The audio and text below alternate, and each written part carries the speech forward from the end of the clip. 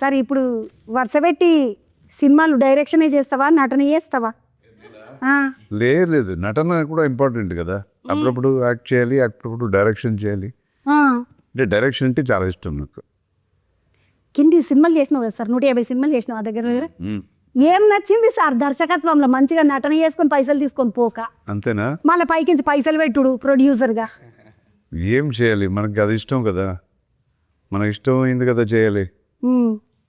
పైసలు వచ్చేస్తాయి, లైఫ్ ఒకటే కదా. ఇంకేమేమన్నా కోరికలు ఉన్నాయా sir? Direction, screen play, producer, actor కాకుండా, ఫాదరు కాకుండా ఇంకేమన్నా ఉన్నాయా కోరికలు? ఏం లేదండి. సింగర్ సింగరే సింగర్ కాదు, ఛాన్స్ లేదు.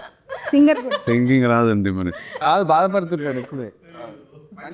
సార్ మంచి మంచి వాళ్ళని వాడిపిస్తాడు. నాగార్జున సార్ని కూడా వాడిపించాడు మా తమ్ముడు.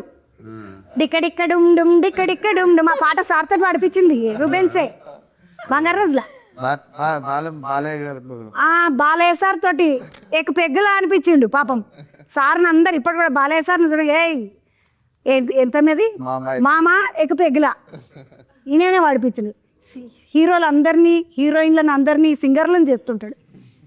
అయ్యా సారు ఈ సినిమాలో ఫస్ట్ ట్రైలర్ లాగా పాడించా. ఈ సినిమాలో ఒక ట్రైలర్ లాగా 2 లైన్స్ పాడాడు సినిమాలో. నెక్స్ట్ సినిమాకు 100% సార్తో పాడిస్తా.